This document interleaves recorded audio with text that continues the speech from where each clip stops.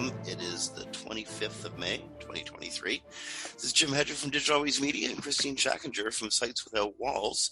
And actually, this is a really cool way to intro the show today, because sometime yesterday, word started going around Twitter and in email inboxes that Brighton SEO, arguably the world's SEO conference, the way like New York is the capital city of Earth, Brighton SEO is kind of like the world's SEO conference. And it's, it's coming to North America. Kelvin Newman, founder of Rough Agenda, the company that organizes Brighton SEO, started teasing tweets last night or yesterday afternoon, saying that Brighton SEO is coming over here. And so we went to Twitter and went to Kelvin and invited him on the show. And to our great surprise, he said, yeah. And so Kelvin Newman, welcome to Webcology. It is, yeah. Thanks so much for having me along today. I'm excited to have a chat and share a little bit of what some of our plans are and just sort of generally say hello, really, I suppose. Okay, well, Brighton, the big thing, your Brighton SEO is coming to North America. When and where? Why? When, where, and why? How's that? Well, yeah, I mean, it's never a bad thing to, I suppose, set the scene in terms of a little bit about what Brighton SEO is for people who kind of aren't familiar. It's always a strange one to me to kind of think that, like, we've got this kind of international reputation, albeit that we know more and more people have been traveling from further and further afield to attend the event. But yeah, it's sort of, for a long time. So Brighton is a city in the UK on the south coast, sort of like a seaside city, kind of one of these sort of like, it's got a pier, it's got a few bits and pieces that was kind of this Victorian period sort of seaside destination. And we've been organising an SEO event there for a number of years, and it started out like as a few people meeting in an upstairs room of a pub, informally after work on a Friday evening. A few people who worked in SEO in Brighton got together to kind of have a bit of a chat, and then we kind of had the idea if someone was prepared to borrow a projector from the office, we could go down the pub at lunchtime. So that's kind of how the event started. It was just an excuse that we rather than spend waiting till work's finished, if we get a projector and someone sort of does a talk, then it's work. So we can kind of go down the pub earlier. So that's kind of how it started. And sort of spiraled out of control from there. So the events in the UK takes place twice a year. So every 6 months. About 4,000 people per event from, I think, 50 different countries. I always say 40, but I've been corrected recently that it's actually 50. So lots of people traveling to kind of get together and learn about SEO. And it's been one that we run, sort of coming up to about 14 years or so. And doing something in the States has long been on the list, but it's finally getting to the point where we're keen to do it and start talking about it. Well, I think it's interesting that the origin of SEO conferences often start in pubs. Funny. Well, I think it's a very chatty community, isn't it? People like to get together and share, and exactly. It sort of lends itself well to that kind of format. And I mean, there's lots of events out. We're quite different from that now in terms of how we work. But I think that kind of I think it's great. I think it's great. I think we're the only ones who understand what each other do, so it's a perfect setting. Well, this is. There's been 27 iterations of Brighton SEO since 2010 when you started above it was a Quadrant Pub. Yep. Why a show over in the US? And do you think that'll be different? Will it be a different tone of show? I think it's going to be interesting to see kind of how it shakes out in terms of what's similar and what's the same. I mean, I think the logic from our perspective is we've always kind of, it's been one that we're very fortunate that lots of speakers, attendees, sponsors, all the people kind of involved with the show, quite a number have come across from the States for a number of years, and for a long time have kind of said you should really do something in the States. And we know we've kind of thought about it, and it's been kind of on the list for a period of time, something that we'd like to do, but we've wanted to be kind of in the place where we felt we could do a good job of it. And interestingly, over the last couple of years, there's been a bit of a shake up and changes in terms of the calendar and what events are happening and what aren't happening. So it felt like there was a good time for those reasons, and we were very fortunate to hire someone who became available, who was like Lindsay who used to run the Search, Love and HeroConf events, became available. So it's kind of all, I think often with business and, kind of serendipity of things kind of came together to make it all happen. And yeah, it'll be interesting to see what kind of elements that, the US audience respond to, which aspects they like, we've been doing a lot of kind of asking people recently in terms of like, well, what about the event is, the bits that they value the most. And that'll vary from event, different conferences and different events will have like different strengths and weaknesses, and kind of trying to go, well, what's the core bit of us that like we would think that if we were doing an event in another country, we'd need to do and bring across to kind of have some consistency of experience, or like, I don't know. Speaking of consistency of experience, I think people who are used to attending conferences organized in North America are really used to a top-down, a top-heavy approach to the conference organizing, and Brighton SEO is a little bit different than that. How do y'all go about getting speakers and vendors? Yeah, I mean, I think, so our speaking selection process is, we go about in a slightly different way. I mean, we pride ourselves, and some of this is like the nature of how our like event business model operates, but like we're very keen, like we encourage as many new speakers as we possibly can. That's something that's kind of like a key thing that we've kind of become known for, and kind of like allowing different sorts of topics that perhaps might not always find their way into other programs and how they do it. So I think usually a conference organizer would often have like a big, strong curation angle, kind of going, well, here's the topics I want to have covered. And here's the people who I know are good speakers, and then kind of come at it from that way. Whereas our approach is a bit more like, well, we've got a Google form up, it's up all year round. When you've got a good idea for a talk, someone pitch it, and kind of we almost start from the topic rather than like the individual talks topic, rather than, okay, we really want someone to be talking about ChatGPT at this point in time, and therefore we know that person's a really good speaker on ChatGPT, and approaching them that way. And it kind of allows us to potentially bring in some slightly different voices or just different perspectives, really. There's a kind of like bottom up community aspect to that, in terms of even in the programming, that once we've even decided what talks we're going to have, we throw it to the audience and say, well, we've got lots of rooms, so it's multi-track, the UK event, and the US event will be the same.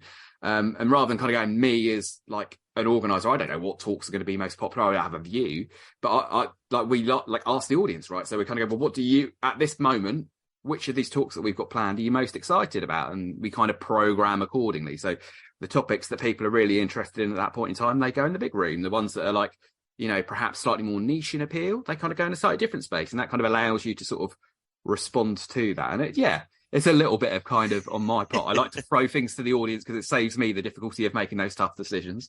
But yeah, it's like that's kind of part of the cultural DNA. It's kind of like, well, I've got no perfect answers to any of the questions, so I'll ask our audience. They'll usually help us come to some kind of decision.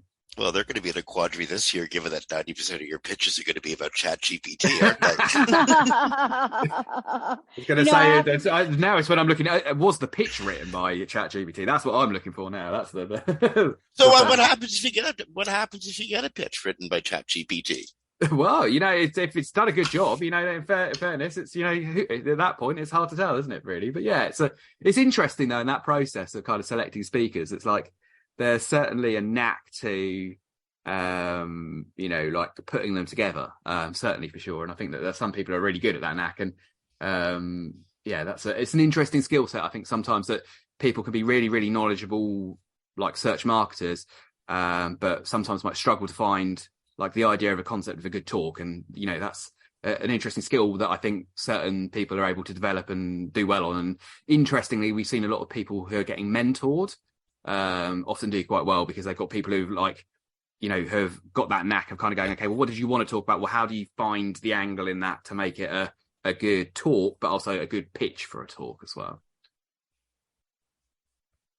Yeah, that I struggle a little bit on the pitching part.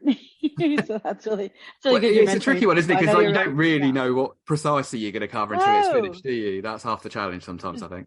It's like, here's your blank, your blank entry submission, and you're like, I don't know what they want. I don't know what to pitch. So it's really great that you mentor people. I know you guys are known for that. So, and I have to say, it's been a little bit of FOMO the last like 4 or 5 years of wanting to come so badly to Brighton, and it just hasn't worked out. So I was so excited to hear you guys were coming to the United States. Yeah. And I mean, I think the reality is that like there's this huge search marketing community there in the States, and we know there's like events and meetups and all kinds of things that happen there already. But yeah, what we're excited to do is kind of provide a slightly, like a forum or an opportunity to bring some of those people together in a way that like either, there isn't quite done at the moment in the way that we hope that there will be. And that'll be because we know that it's tricky for the international travel. And, one of the, if you're looking for kind of good sides that came out of the lockdown situation that we had a couple of years ago, it kind of did encourage us and other events to kind of go, well, how can people experience it if they're not physically there in the room? So we've been doing online stuff and that kind of thing as well.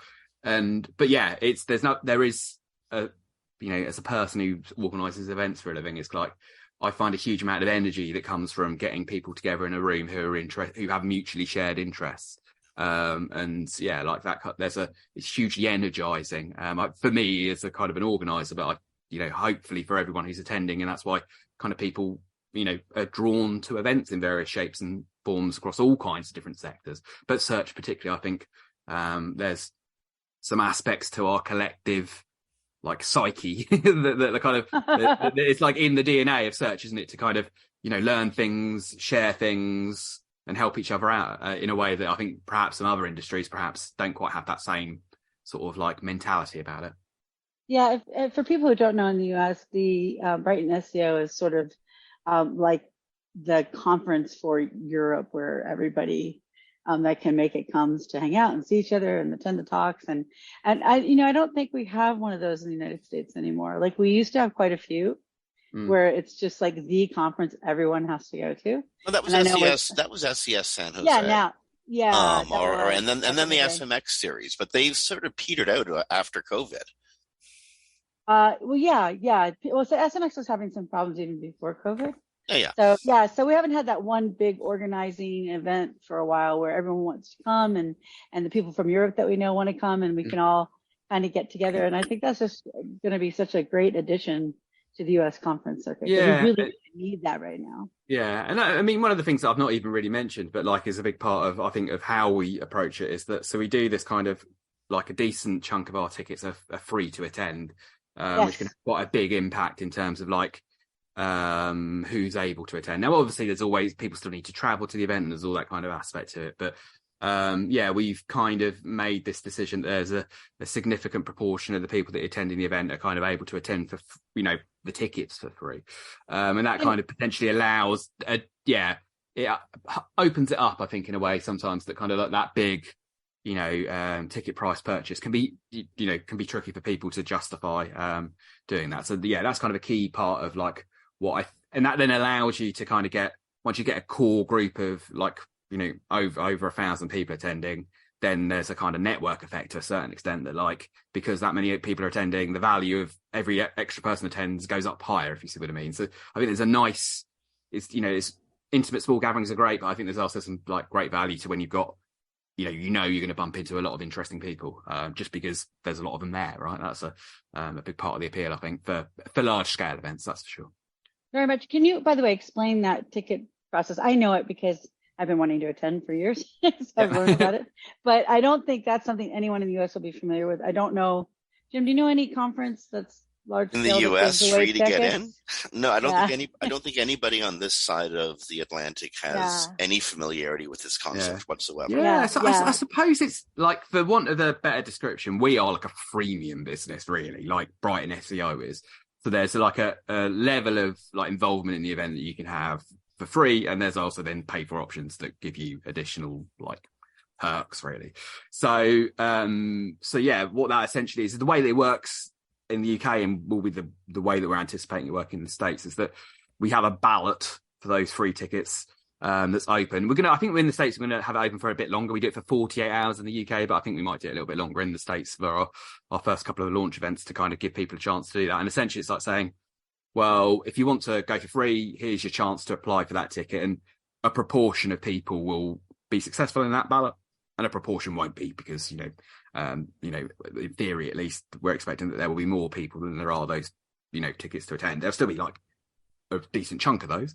And then that one, then we'll allocate those. So that means that those people are all able to attend, but we also offer pay for tickets. So for people who don't want to go through that ballot process, they can buy a 2-day. So it's free for a single day. If you want to pay, you can go for 2 days. That's like the short version of kind of how it works. And then you can buy those pay for tickets before we allocate the free ones, or we can buy them afterwards. And for a lot of people, they value that additional 2 days to justify the trip, or to, they're the kind of organisation that can fund and justify those sort of expenses. But if they're a smaller SME, or they're a junior at an agency, or, they're a brand side generalist who just wants to get into search, but might struggle to justify the kind of, $1,000 or $1,500 that it might be to go to another conference, can kind of try search before they kind of get involved. And like our logic is what we find is people get huge value from it when they attend for free. So the next time around they buy a ticket, and because they want to go for 2 days and kind of get all the value from that. So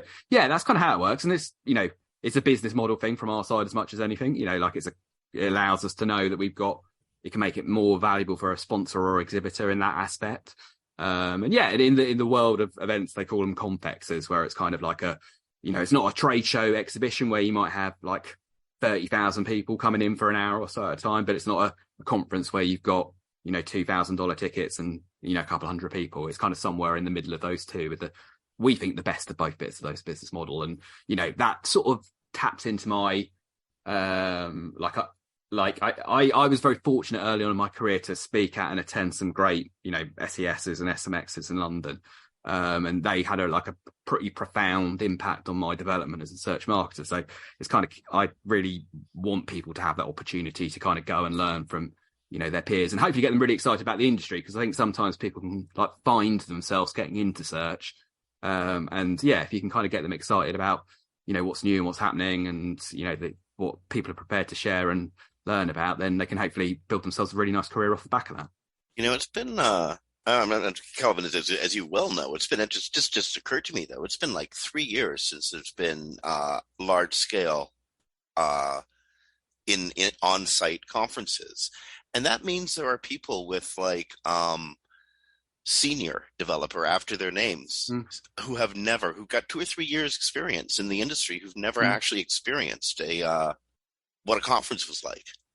Yeah, I mean, it's gonna be interesting, because I think certainly you see it in school environments as well. It's a different journey of what would have been a normal career pattern. Yeah, it's definitely going to be different for people, that's for sure. Well, for people who haven't been to a conference, You've read articles by people in the industry, and you've got your wisdom and your education. You almost, in many ways, you almost feel like you know them sometimes. At conferences, you actually get to meet them, hang out with them, have supper with them, hear them speak, get cues from their body language, and more importantly, talk to them about real world problems, real world issues that you're dealing with, and see their take on it. And it's actually such a cool experience, especially when you're in a room full of people who speak the same language you do. And that's so rare. Yeah. And it's yeah. Sorry, Christine, I'm talking over you. No, it's okay. No, I was just going to say, whenever I was new to the industry and I go to a conference, I feel like I accelerated my knowledge by 6 months to a year. And real family has been made through these experiences. We all live our lives with each other online, and then we come to conferences to spend that time in real life. So it's kind of a coming home, I think. And there's, I don't know to the extent that for the listeners and kind of, their situation, but certainly we've seen a pattern as well that as more and more companies have perhaps made decisions to go distributed and remote, which I'm a big fan of. We've always been a distributed remote business. But as even more companies have kind of made that switch to maybe not all being in the office at the same point in time, or maybe not even having an office, it's also kind of we're seeing not just our events, but other events where it's often a really nice opportunity for people to either get together who wouldn't do, or at least spend more time together than they perhaps normally would, in kind of a learning environment, but also a social environment as well. And that kind of opportunity to, go and grab a meal with someone, or, we do things we do morning runs or beach cleans and stuff like that, or, go for a beer as well. There's plenty of that goes on as well. It's kind of, I'm a big fan of that kind of opportunity to, spend time with people who are, knowledgeable and interesting, and kind of providing a bit of a forum for that to happen. So for listeners who are wondering, Brighton SEO is nearing the end of their contract process with wherever, whomever, and whenever they're booking with, and they, for fear of jinxing it or something worse, like the entire sky falling, aren't actually going to talk about that. But what I can ask is, when can you talk about it? Yeah. Well, it's a matter of days and weeks away. So, I mean, I think our plan is, like, I suppose in terms of broader context is, you know, if everything goes in the way that we're hoping it's going to, we're going to be very quickly to doing 2 events in the States per year. That's our kind of plan. Wow. And like, not necessarily East Coast, West Coast, because I don't think our locations are going to precisely align with that, but certainly in terms of, you know, in 2 different locations, but depending on where you are in the States, one might be easier to get to than the other, and vice versa. We're incredibly curious people. Do not drop hints. That's not fair. I can just say Vegas. I tell you, it's amazing the kind of like advocacy we have of various different cities. Like, genuine. This is the thing that's kind of like we've kind of gone, okay, well, that's like as many as we can kind of like squeeze into our calendars to make work. But genuinely, I reckon there's some great locations that, like, yeah, you could make work, because there's so many big advocates of Vegas, San Francisco, San Diego, all of these different, New York. It's like all these different cities where people are kind of going, you should really do it there, and you're kind of going, yeah, there's a pretty good argument. The best ones I've found is those, because obviously it's called Brighton SEO, and the event will be called Brighton SEO in the States as well, even though there's a city there in the UK that's named after that. But it's amazing the various Brightons that people have discovered. So there's a Brighton in Boston, there's a Brighton in Brooklyn. I found someone's pointed one out to me today that I didn't know about in Colorado, and saying you should do it there. And it's like, well, I'm tempted, because you know, we keep the branding simpler. But yeah, it's they've not necessarily always got the right venues for it. Yeah, didn't Bill Hartzer rename his the mountain he lives on Brighton Hill or something? That might be a little hard to get to, that one. Kelvin, 10,000 feet up. you've repeatedly, you and your team have done the industry at a massive service with Brighton SEO. I mean, it's definitely Europe's home SEO conference, but it's increasingly the one that speakers from North America really have to speak at, to have that experience, that feather in their cap, and that networking. I'm really glad you were able to join us today. Thank you so much. Well, thanks so much for having me. I really enjoyed talking a bit about it, and I'm really excited to get everyone together, because it is one of these things that I've been talking about it and like asking lots of questions where, you know, the very clever search people of this world have started to put 2 and 2 together and start to kind of like, oh, well, why are you doing this? And it's kind of nice to be able to talk about it publicly, rather than kind of like slightly hidden away in questions about cities that people are visiting and like all that kind of stuff that I've been doing quite a bit. The dark rooms in the corners. Just real quick, Calvin, not Calvin, sorry. I know that you have put online general interest form, a pitch form, and a vendor form. Is there someone they can find all those? Yeah, so if they go to BrightonSEO.com/US, and there's a link there for kind of like signing up to find out more information about where it is. But yeah, particularly that if people want to speak, because now is like the perfect time for that. And I know that I'm sure there's many people listening who would have our regular conference speakers who would have liked to have come to Brighton SEO, but the travel hasn't made sense. But I particularly want to hear from people who've never spoken at a conference before, because, you know, in many cases, they're the people who are like, right at the cutting edge and doing the really interesting stuff. And if you've ever like had that bit of a itch or desire to share that knowledge or experience that you've got, we love to hear from those people. I totally got one for you. Chat GPT and its effect on podcasting. There you go, ready to go.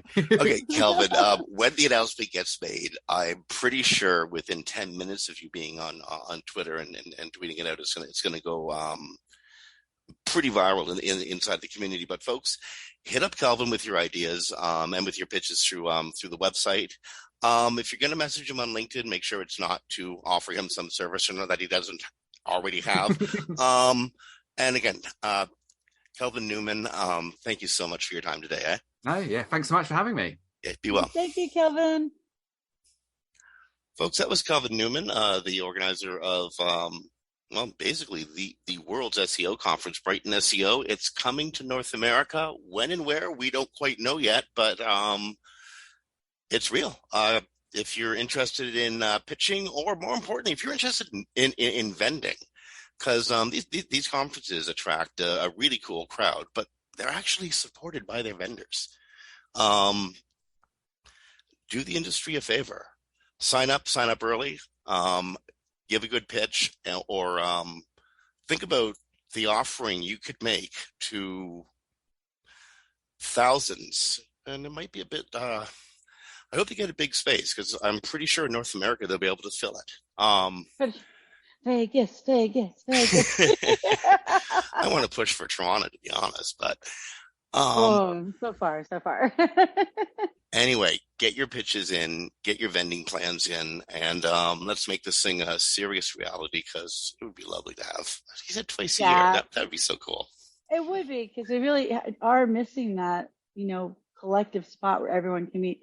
There's still PubCon, but it's kind of been located mostly in Texas since the pandemic, which isn't Yeah. necessarily feasible for everyone to get to. So with Calvin having two locations that at least once a year, probably someone's within a 2 or 3 hour flight that's not that expensive.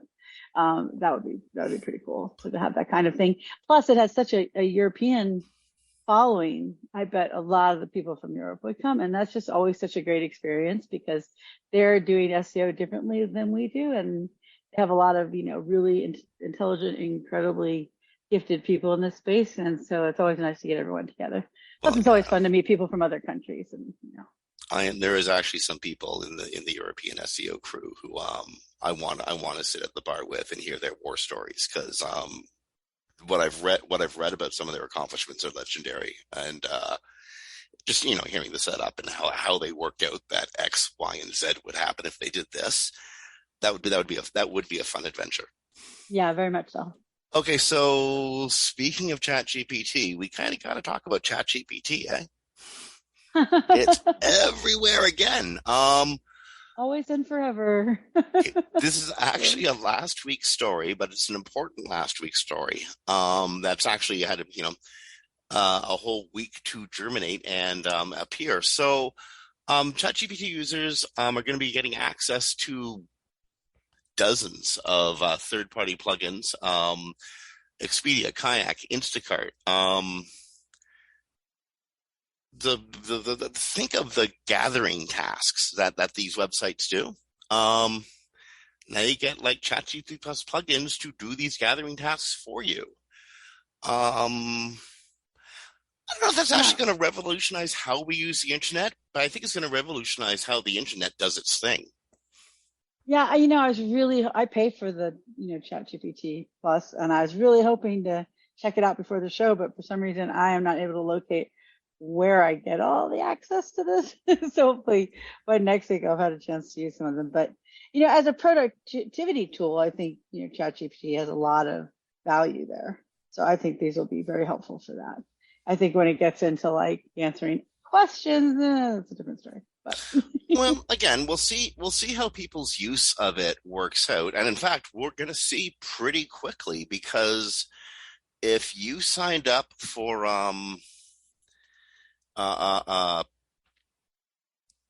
Google's AI offerings, today's the day. A whole swath of invites got sent out for the search generative experience. Mine did not. I did not get one yet. I'm so sad. I'm in Canada. I'm not getting one. Oh, that's right. You can't get access to it, can you? No, Canada, Germany, Australia, and a few other countries that are in active dispute over information distribution practices with Google to get access to this information. What makes you feel any better? I'm in the US and I don't have access either, and I signed up right away. So I apparently did not make the cut yet. So, but it will be interesting to see. Although, do we want to get into that just yet? Well, I don't know if we're actually really qualified to get into it, given that neither of us can get into it. But if we have seen the layouts and stuff. Well, yeah, if you see a little beaker appear at the top left corner of your mobile device or of your search screen when you go to Google, click on it. You've got access to that's the prompt, is it not? No, I thought so, but yesterday I had a little beaker and I clicked on it and said, you're still on the wait list. So it just tells you your status, I think. Oh, I understood that again, probably within hours you might be getting access. Oh, let's see. I like to experiment. You're going to be banging away on this for the rest of the show, eh? Yeah, no, I like just went and clicked on it just to make sure, and it says, "Thank you for your interest in Search Labs. We will let you know when experiments are ready for you. Leave waitlist, or you can hear about Search Labs on the apps." That's what I got. Well, That's the voice I hear in my head speaking. Thanks for your interest in Search Labs. Well, you know, I do not have access yet, but I do have the beaker. So. If you did have access to Search Labs, you'd have more than people who pay for access to ChatGPT do, because Can't find that either. according to OpenAI, ChatGPT is experiencing a worldwide downage. Yes, today. Yeah, when people hear the story, it'll probably be fixed by then. But right now, they're having some troubles. I am curious because in the hearing last week with Congress, OpenAI attended, he said that they were running out of GPU space and he kind of wished people would use less of it. And Bing has had the same problem too. I'm wondering if they're running out of GPU space. I don't know that that's it, but they were saying they're running dangerously close to running out of GPU space to run ChatGPT. Now, I was thinking about how that statement, like how can they run out of like GPU space? Just their infrastructure is just too wimpy, and as more and more people pile into using this, their overclocked computers are overheating and just basically blowing up in server rooms across North America. Is that what's going down? I think we're in the cloud now, so another server would take over. But no, the GPU, of course, they're only going to allocate so many. The whole process of this in a generative chat is very, very, very expensive. So it takes a lot of computer power. It takes more computer power than crypto does, and we know how much crypto takes. Well, I think they get screwed, and definitely in the power it takes to perform the quote unquote thinking that is it. But what about storage? Remembering all those experiences and thoughts. I too. I can't imagine what that's like. And then having to access that memory again. I mean, you know how hard it is with a rogue headless site. Yeah, my very unpopular, nothing to base this on except what I'm hearing from how expensive this is I wonder if all this is going to be here in a year, because with Bing maxing out GPU space and not having an appreciative increase in users market share, like it has a slight increase, but no increase in market share. And, Google hasn't even brought theirs online yet. And ChatGPT in a hearing says they wish they would use it less. Tells me that it's becoming a difficulty cost-wise. So we'll see how it progresses. I have a feeling they're going to start limiting your charging or something, because it is very, very, very expensive to run this. Well, the timing on all of this is how to say this? The timing on these stories overruns and collides with each other frequently, and that's because a lot is happening development-wise very, very quickly, but our processes are the way we structure contracts and business deals and make arrangements in the real, not so AI empowered world is much slower. Today, for instance, like you just said, that Altman wants, would probably prefer a bit of a slowdown on the way AI is used, because it's just eating resources.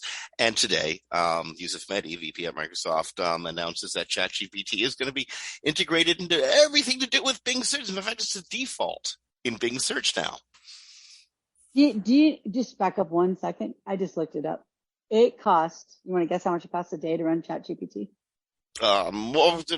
When you say it costs X number a day to run ChatGPT, I'm not sure what that means exactly, given how ChatGPT. But okay, basically, the ChatGPT, not the integrations with Microsoft, just straight ChatGPT. Want to take a guess? No. You want to say 5 figures, 6 figures, 7 figures? Oh, 10 figures, 20 figures. Oh, no, I haven't a clue. A lot. It costs almost $1 million a day. The estimate is $700,000 a day to run just ChatGPT. Oh, for who? For OpenAI. Oh my God, is that all? $700,000 a day. Oh yeah, I know. Yeah, that's a lot. Well, it is, but we live in the world of multi-billion-dollar valuations. $700,000 a day actually doesn't sound like a lot of money. But that's a lot of money going out. I don't get that kind of money coming in yet. Well, that's the problem with multi-million dollar valuations. Often there's no actual floor beneath them except potential. I know. I want people to give me money based on my potential, not my actual value. They did. That was called the schooling process. Let's see. I wonder how much money that is a month. $700,000 a day. What would that be? I got a little calculator here. Let's see. A couple bill over a year, I think. I'm not sure myself. A couple billion. Oh yeah. It's it looks like it's 21 million a month. Is that right? Yeah. Well, if you estimate to a million, if you did a million a day, 30 days, so yeah, it'd be about 21 million a month. Well, in that case, that's not a huge amount of money in the grand scheme of things. But eating up all that processing power that's phenomenal. But then again, I see that being solved by scaling upwards. And this is before they added the plugins and the things. This is just a straight go to OpenAI and type in the box for $700,000 a day. So obviously it's much more than that once they start to integrate it into everything. Again, I think that's 700,000. That's why I was wondering, what does that mean exactly? Yeah, it's very low. Yeah, it's just for the box when people actually go to the site and tap in the box. So ChatGPT is going to become the default search engine for Bing. No, Bing is going to become the default search engine for ChatGPT. Oh, I'm sorry, my mistake. The other way around. Yeah, Bing has already integrated ChatGPT, so this is the update. So ChatGPT will be scouring Bing's index to come up with new and innovative answers. Yeah, I went on Twitter, and the person who announced it, I went and tried to get an answer. I did not get an answer because, as we know, Bing Chat, which uses ChatGPT, doesn't use the internet. It uses Orchestrator and Prometheus to bring back contextual links based on a search and then things that those programs do to try to make them relevant. So I don't know if it's integrated into search or they're using it as a training model, which would be different. So it's not, and I can't get an answer from Google yet. We're waiting for that response to come back on how they're doing it. But Bing just uses the predictive text model to answer what you put in, and then it brings back the contextual links. It's not integrated into search. So I don't know how this one works because they're not clear. I've read a bunch of articles on it, and so I'm hoping to hear back from the guy. Maybe we can clarify next week on how they're actually doing it, because as we know, Bing uses Orchestrator and Prometheus, and is ChatGPT using that, or are they actually using Bing as a training model, or are they actually going out and like doing a search and then summarizing them, which would be very different integrations. So there's no clear answer on that right now. Okay, so these apps, these new ways to work with and integrate ChatGPT's AI into your daily process. There was a cool article up at Search Engine Journal posted on May 23rd. Olga Zar was the author. It's 22 of the best ChatGPT Chrome extensions to try. Notice the word try. This isn't and our mentioning any of these is in no way an endorsement of them or of the product that comes out of them. But if you learn how to use them, they might increase your own productivity. And it's really easy now that you can make them as Chrome plugins. Yeah. So it's easy to use them. And do you remember when browser plugins became a thing? I mean, oh my God, it changed the world. Oh gosh, you want me to remember when? This is probably 2002. I mean, there was Netscape stuff, but it was like clunky as heck. Yeah. I don't remember, but I do know. Yeah, I think didn't it start with like Firefox? It was better than the advent of cruise control. Let me tell you. Better than sliced bread, man. Very probably Firefox and Mozilla. Very probably Firefox. Yeah, I think that's when it started. I could be wrong. So anyway, there's check out the article. As I said, there's 22 recommendations here. So we're not going to go through all of them. But many of them will allow you to use ChatGPT with Google, with Twitter. It'll help with your writing, which weirds me right out. I mean, I've had a hard enough time with live human editors. I can't imagine dealing with a ChatGPT editor. Can't yell at you can't bully ChatGPT. You can a human editor. Or trade them. Anyway, a whole bunch of different plugins. Check out the article, and it's again, adapt or die, right? Yeah, pretty much at this point, as fast as everything's moving. Well, and here's the weird thing: if you adapt to something, and this is just like you said about 10 minutes ago, it's easy to introduce something. It's not necessarily so easy to sustain it in the long run. Ask Google; they got plenty of experience in this. Google Plus, anyone, or Orkut, or any of the other Google offerings before it. ChatGPT is being integrated into everything now, but it's absurdly expensive. And while the potentials are extraordinary, the returns are, they'll find a way to monetize this damn thing. They really will, but they haven't entirely yet. Although, but the thing I want to get to is, what if it goes away one day? What if suddenly, through the heavy hand of the market, or through the often heavier hand of government regulation, what if you start integrating something into your business process and then suddenly, kapoof, it's gone? Like OpenAI is threatening to pull out of the EU if regulators keep regulating.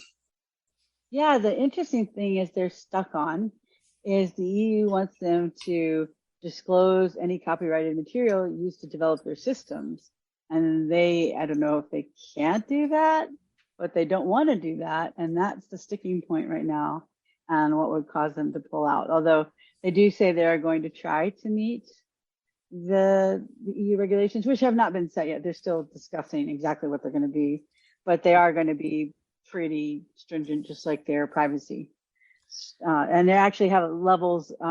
They are deciding on levels of harm for the regulation. So the more harmful your AI can be, the more likely you are to get heavy regulations. And if it's just something like, your Grammarly uses ChatGPT to help you write better, that would not be considered something that would be very impactful. But LLMs definitely can be impactful, very impactful. So they would fall under the strict regulations. Well, I mean, harmful is one of those words that's almost as hard to define as helpful. And how to say this? One way you can describe it is harmful is the Black Mirror reality of AI. There was this television show. Most listeners, I'm sure, will have at least come across it, called Black Mirror. That just some of the hardest dystopian science fiction produced for Netflix. It's just phenomenal and heart wrenching. And there's one Black Mirror episode that I'm pretty sure people will relate to. OpenAI was thought to be the company that was going to deploy the I'm sorry. Tesla. You're talking about Tesla bot? Yeah, Tesla bot. The workers that take over the workforce. Oh, it is OpenAI. I'm sorry. Sanctuary AI and Tesla were going to take over the workforce with their bots, but apparently OpenAI beat them to it. They've created a robot named Eve, who's been integrated into security on an Android manufacturing site. I'm not sure where. Eve is backed by advanced monitoring systems, cameras, motion detectors, but there's a robot android named Eve guarding an Android factory. Yes, and it can go into the bots to fix them. Yeah, I just find it kind of, if you know the history of where the people that are pushing all of this tech want to go, Eve is quite the interesting name for it, since they want to merge humans with bots at some point, or humans with the internet. Ray Kurzweil's been on the Singularity for longer than yes. than this form of AI has existed. Although, so yeah, there's definitely still a movement to merge humans with machine. So I find Eve is such an interesting name for this bot. That's all. Yeah, this is frightening as hell, actually. Yeah, there's a whole long philosophical discussion we could get into. We'll do offline, but it is quite interesting. To me, it's actually kind of creepy. So, because you know, eventually what these are all going to be used for, right? Soldiers.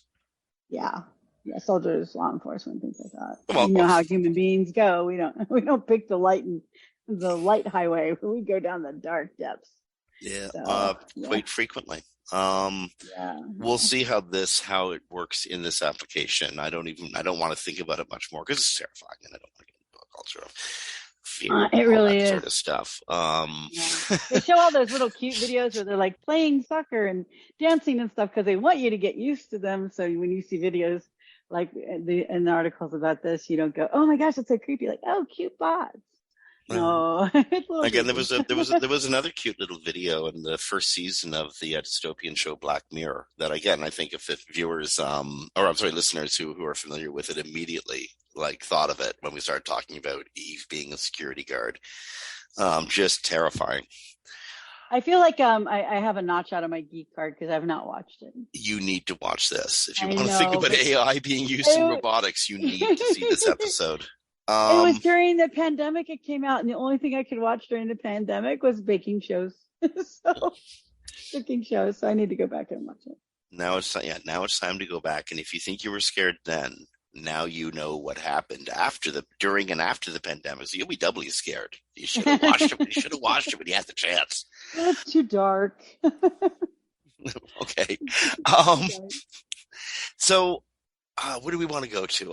If you wanted to talk about this stuff, if you wanted to have a serious conversation about this stuff, about the implications of AI on the workforce, maybe on the economy, you want to have what are we going to do and how are we going to make a better world conversation about this? And you try to do it in your natural environment, say Twitter or maybe even at Facebook, you'd probably get a really craptastic ride.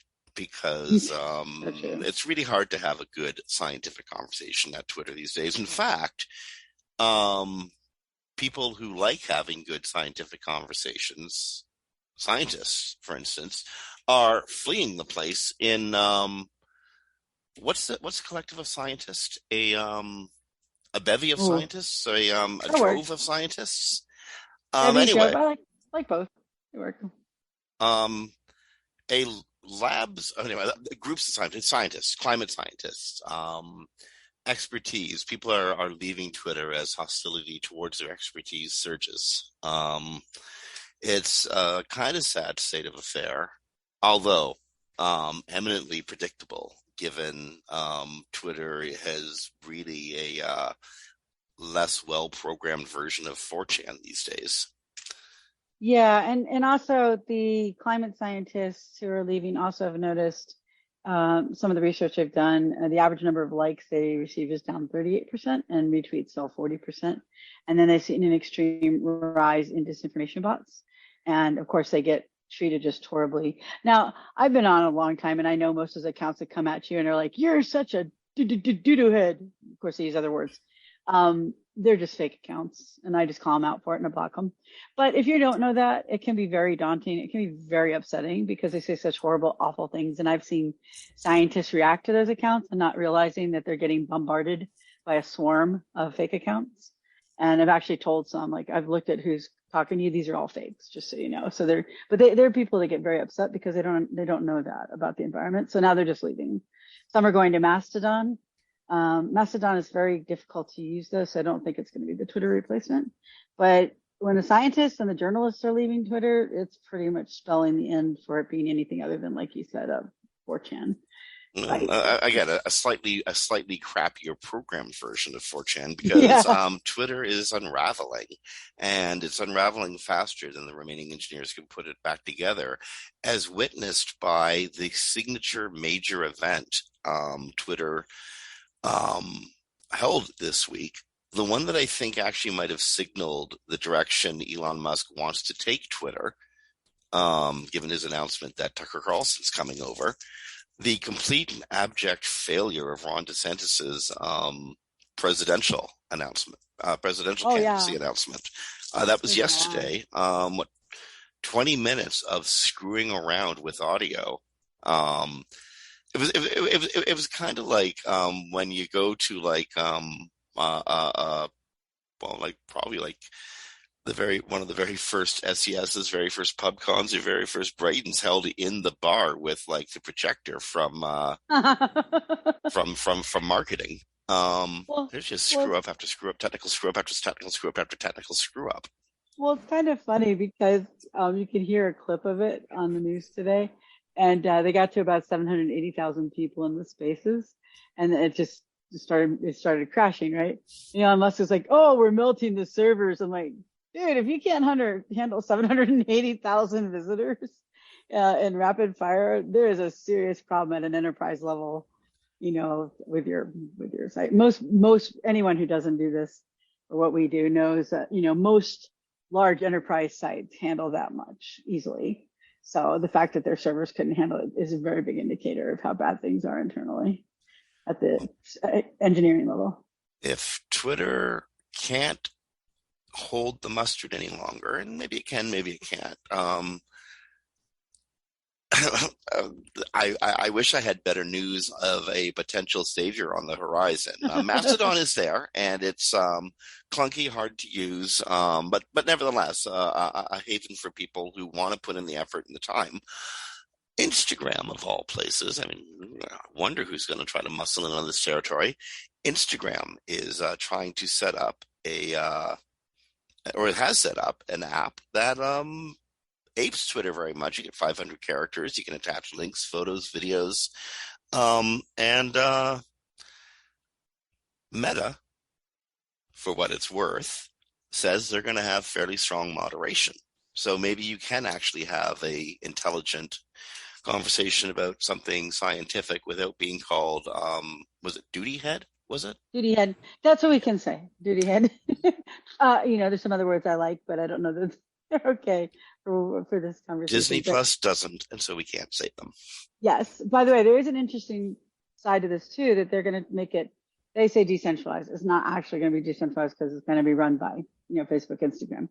Yeah, but how could they decentralize it? It's their system. Yeah. But back in the day, there was this great app called Pigeon, and it let you connect to every social and messaging app you had. And you could put out one message and just hit everything, right? So it's gonna be like that. They're gonna decentralize in the sense that they're gonna be like early Twitter, where they have the ability for Mastodon to connect to the system. And then Mastodon users could find you on the new Instagram. And then they have a name for it, but it's weird. I think it's just P92 is what it's codenamed right now, or alternatively Barcelona. But so Barcelona is going to allow Macedonia. I'll meet you in Barcelona is a pretty cool name. It is actually, but P92 not so much. But they're going to allow Mastodon and others to connect. So that's the concept of Jack Dorsey's Blue Sky, but not being decentralized. Although Jack Dorsey's isn't really either, because Jack Dorsey owns it. But so they're going to allow others to connect to it. So if it works, it will. I'm going to just predict right now it'll take over Twitter. But do I love that Zuckerberg is running it? Not so much, but I can say that out of all the social media companies that have been held accountable, Facebook and Meta have been held the most accountable. So they're also the world's remaining the biggest social network. Yeah, but even outside Google and everybody that's been, the regulations have been coming out, Congress is coming out. Didn't they just have was the fine against Facebook last week? Was 1.3 billion? The EU fined them 1.4 billion EU. Yes, I have to imagine going into a new venture where everything isn't already, into the mix, that their lawyers are going to be like, nope, nope, nope, nope. We're not opening ourselves up to another $1.7 billion fine. So, well, that was a privacy thing. That was misusing right. European information. But that's been basically one of the biggest problems with Facebook, privacy, and then also, of course, letting hate speech and right wingers, I don't mean regular people who are Republican, I mean like extremists, like Facebook keepers. routinely runs into trouble in Germany when neo-Nazi content ekes through. And for what it's worth, they try to stop it. They really do, because the fines are fairly hefty. Yeah, and that's what I mean, like racist neo-Nazis, when I'm saying extremists. And they did have a big problem with that. So I have to imagine going into a new platform, they're going to do their best to keep that out, because I can't imagine they want to open themselves up to another space where they're going to have massive legal issues and massive fines. Like now you have Facebook, Instagram, and the Barcelona. I just have to think they're going to be more careful. But I could be wrong. I mean, it is their history is not good, but out of all the ones that are held accountable, they're held accountable the most. So out of all the ones I feel comfortable going forward with, at least a replacement for Twitter right now, probably them, because people are overseeing them. So. Well, but by people overseeing them, you mean the great collective us? Keep at it, folks. No. Really. Yeah, that is. Now, again, there's regulators in Europe and regulators in America who are. And they even have a special oversight board. So, I mean, they have done so much wrong in the history of their company that they have a lot of people looking at them, overseeing them, Congress, the oversight board, things like that. So I'm just saying that out of all the people trying to start something, they're the ones who are the most likely to stay closer to the rules, but they might not given their history. But right now, I think they're probably the best option, because it does look from the screenshots like it'd be very similar to Twitter. So we'll see. Okay, we have time we're up 5 minutes from full hour. We got time for one more topic, and this is actually an old topic, apparently, something that Google's been using under the hood and not necessarily talking about. But in I love the way Danny used to phrase stuff. In the spirit of transparency, here's what Google's been doing the last couple of years. They just told us about it. But as if we didn't, like, we've all been doing that. Well, not all. I do a lot of site recoveries. A lot of people miss the boat on this. But I mean, it's been pretty well known in the SEO space that topical authority ranking system would not be a new thing. They've said things like this in other ways for many, many years. Like if you have one page on dog walking and the other site has 100 pages on dog walking and your site's not about dogs and dog walking, well, you probably won't rank for anything. So they've said it, they just haven't said it directly. So there is, though, a new Google Doc that outlines everything about this ranking system. Mm-hmm. So, yeah. So it's But again, I just love it how in the interest of greater transparency, here's what we've been up to for the last 3 years. Did you notice something? Oh, here it is. And so yeah, again, this is SEOs have been playing to topic authority. As Christine said, that was actually a pretty good explanation of it. The bulk of the topical content of your website will likely dictate the authority you have on that content. Yeah. And there's a bunch of other ways to look at how many people are citing it, how many people are linking to it, how many people mention it in their documents, etc. Thank you for saying that, because it's not that Google is going to look at your writer's name and know who they are and rank it based on that. It's going to be, I'm sure, heavily dependent on link citations and mentions. Well, no, and again, this is scale. We're not talking about if Google was a small public library, they could go and they could have a dossier on every one of the authors. Yeah. We're only talking like 1 million books in a small public library. This is scale. This is a world of information. Yeah, this is 1 trillion documents a year. Now that we've added AI, I bet it's going to be like 2 and 3 trillion documents by next year. So that would be a very impossible problem when there's other ways Google can determine quote unquote authority. So. And whenever things get really confusing about this stuff, and it's always, seriously, it gets more and more confusing. Go back to the fundamentals. How do you think it works? Because often that's where the answer is. You know what though? And then apply it to 1 trillion pages. And if you can't figure out how it's scaled to 1 trillion pages, it probably is not that. So if you're like, oh, they're going to find out every author and know everything about them. Wow. Oh my gosh. But you know what? I was having a conversation. I was having a conversation with a bunch of veteran developers today. Okay. I mean, these people are doing cutting edge stuff. Sure. And one of them was talking about Google spidering the page. How's Google going to spider this? And I'm like, that made me clue in, like, Google's not going to spider it. It already has. Google's going to render it. You got to really, and there's these little nuances, little things that in the language and what's the right word? The realities of the language of how we describe things and the realities of how things work. It's important to know those nuances. Because when I said that, there was like an aha moment in the room. Yeah, well, the great limitation to anything, any idea you have, is always process, no matter what it is, SEO or not. Like, I'd love to do this, but what's the process? Oh, yeah, that can't support it. So process. And they do render all the pages too. So they do the crawls and the renders in a separate process. And so how your idea about SEO can be applied to that process over trillions of pages that they bring back with relevancy in microseconds, milliseconds. Yeah, that's where most ideas fall apart. And on that, we have gone exactly full clock. We've been speaking for 60 full minutes here on Webcology on WMR.fm, and we really want to thank the folks in the producer booth. Thank you, folks in the producer booth, for putting up with us for the last 60 minutes. That was a fun show. It was really cool to have Calvin from Brighton SEO on to make we were the first official announcement, eh? I know. I'm so excited that it's coming. I'm so excited. I got to go pitch now. And that's so hard. Okay. So BrightonSEO.com/US. Go check it out. If you actually end up at the Brighton SEO show in the US, it may be one of the best decisions you made in your career. Folks, we got all the way around the clock. This is a really fun show today. On behalf of Christine Schackinger from Sites Without Walls, this is Jim Hedge from Digital Always Media. You've been listening to Webcology on WMR.fm, recorded live to podcast on the 25th of May, 2023. Be well, stay safe, rank well, be kind to each other, and we'll talk to you next week. All right, everyone.